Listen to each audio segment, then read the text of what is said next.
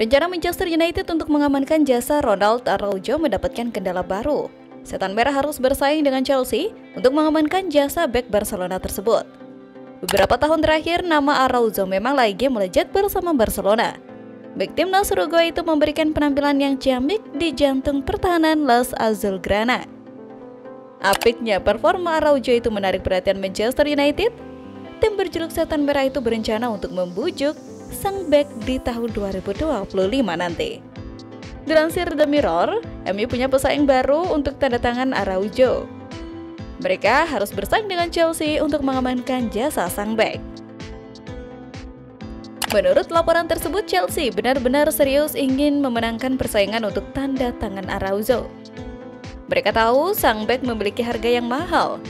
Barcelona dikabarkan hanya mau berpisah dengan sang pemain di angka 80 juta euro. Meski begitu, di sisi lain Manchester United juga dikabarkan tertarik dengan bek kiri Paris Saint-Germain, Nuno Mendes. Saat klub tersebut mencari pemain yang sesuai dengan sistem 3-4-3 yang baru dari Ruben Amorim. Saat Amorim berusaha untuk meningkatkan performa Manchester United, mungkin akan dibujuk untuk terjun ke bursa transfer Januari, dengan Mendes dari PSG muncul sebagai kandidat utama menurut Daily Mail.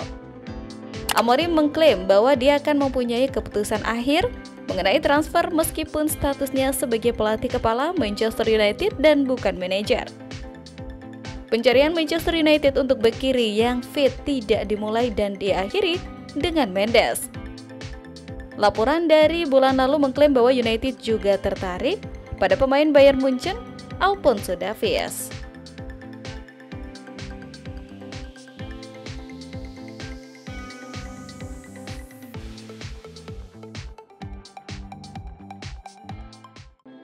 Manajer Manchester United Ruben Amorim memberikan sedikit persiapan jelang melawan Bodo Glimt. Ia menyebut bahwa besar kemungkinannya akan merotasi pemain di laga ini.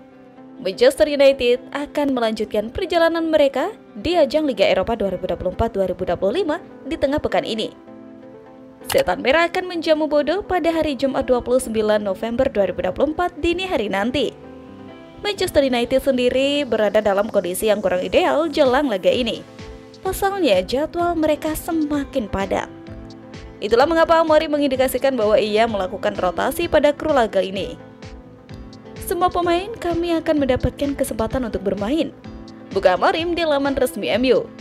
Menurut Amorim, jadwal yang akan dihadapi Manchester United dalam beberapa pekan ke depan bakal sangat padat.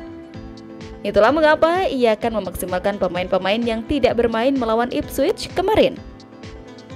Dengan jadwal yang kami hadapi, kami perlu melakukan rotasi di tim kami.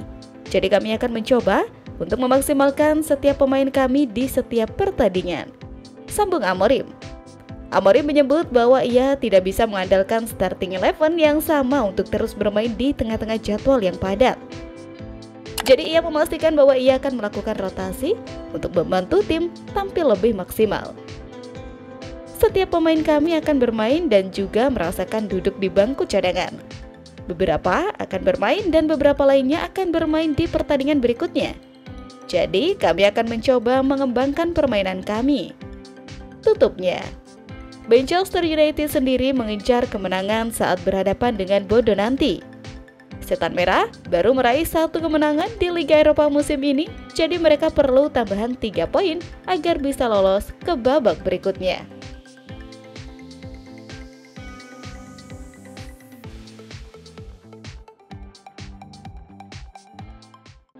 Ruben Amorim akhirnya melakoni laga debutnya bersama Manchester United di ajang Liga Inggris. Dalam laga debutnya, Amorim memimpin Manchester United melawan tim promosi Ipswich Town. Manchester United bertindak sebagai tim tamu dengan bertanding ke markas Ipswich Town di Stadion Bournemouth Road Minggu 24 November 2024. Sepanjang pertandingan, Setan Merah sebenarnya tampil cukup meyakinkan. Marcus Rashford bahkan berhasil mencetak gol cepat saat pertandingan baru berjalan 80 detik di babak pertama. Setelah laga, banyak pihak yang mengomentari performa Manchester United di bawah pelatih baru. Komentar itu tidak lepas dari sistem baru yang dipakai oleh Amorim dengan formasi 3-4-2-1. Salah satu komentar datang dari mantan gelandang Manchester United sendiri, Robbie Savage. Savage menyebut bahwa sistem yang digunakan Amorim memang tergolong sangat baru bagi Setan Merah. Dia juga menilai bahwa ada satu pemain yang tampaknya tidak cocok dengan sistem tersebut, yakni Alessandro Garnacho. Garnacho dipasang oleh Amorim sebagai gelandang serang bersama dengan Bruno dalam laga itu. Savage menilai hal itu membuat Garnacho kurang leluasa untuk mengeksploitasi lini belakang lawan. Dia memberikan saran seharusnya junior Lionel Messi itu ditempatkan sebagai wingback kiri yang bermain lebih melebar. Saya rasa sistem yang diterapkan Ruben Amorim tidak cocok untuk Alessandro Garnacho, ucap Savage seperti dikutip dari Sky Sport. Dia dimainkan sebagai salah satu pemain nomor 10. Saya pikir dia lebih baik sebagai salah satu bek sayap. Anda mulai menemukan hal-hal yang tidak Anda ketahui seperti Garnacho dapat menahan bola di antara lini. Anda dapat memahaminya dengan melihat pertandingan karena dia selalu terbuka, jadi Anda mencoba untuk menemukan hal-hal tersebut. Lanjutnya, kondisi tersebut jelas harus segera ditangani oleh Amorim mengingat padatnya jadwal Manchester United. Ruben Amorim memulai era barunya sebagai pelatih Manchester United dengan berbagai tantangan terutama di lini pertahanan. Krisis cedera yang melanda membuat 4 bek tengah utama Manchester United, Harry Maguire, Victor Lindelof, Leny Yoro, dan Lisandro Martinez harus absen dalam laga debut sang pelatih melawan Ipswich Town. Amorim pun dituntut untuk beradaptasi cepat dengan mengandalkan kemampuan versatil pemainnya, salah satunya Nosair Mazraoui. Bermain di posisi bek tengah kanan dalam formasi 3 bek yang menjadi andalan Amorim, Mazraoui tampil solid dan berhasil menjawab kepercayaan sang pelatih. Dalam laga yang berakhir imbang 1-1 di Portland Road itu, Mazraoui menunjukkan kepiawaiannya dalam bertahan sekaligus membantu aliran bola dari lini belakang.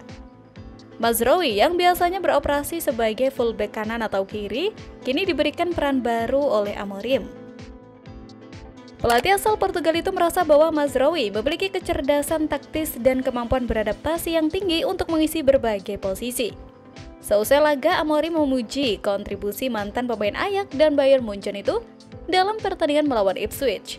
Dalam pertandingan melawan Ipswich, Mazraoui berhasil mencatatkan 4 intersepsi penting dan memenangkan 5 duel udara yang turut membantu mencegah gol tambahan dari tim tuan rumah. Kemampuan Mazraoui tak hanya terlihat dalam bertahan, tetapi juga dalam distribusi bola. Dengan ketenangannya, ia mampu membangun serangan dari belakang dengan baik. Ia berhasil mencatatkan 5 umpan lambung sukses dengan akurasi umpan mencapai 91%. Meskipun performa Manchester United di laga debut sang pelatih belum berakhir maksimal, kehadiran pemain serba bisa seperti Mazraoui dapat memberi harapan besar bagi Setan Merah untuk kembali bersaing di papan atas. Dalam pendekatan Amorim, Bruno Fernandes dan Alessandro Garnacho yang bermain di belakang Marcus Rashford ditempatkan lebih sempit dari biasanya. Garnacho yang biasanya bermain melebar mengadopsi peran baru yang lebih sentral. Hal ini memungkinkan 2 keuntungan utama, membuka ruang bagi bek sayap untuk maju dan memberikan peluang kepada Garnacho dan Fernandes untuk menyerang langsung ke gawang ketika menerima bola. Namun konsistensi serangan ini tidak bertahan hingga babak kedua yang kemungkinan menjadi salah satu hal yang perlu dievaluasi Amorim. Babak kedua menjadi bukti bahwa Amorim masih membutuhkan waktu untuk menyempurnakan sistemnya.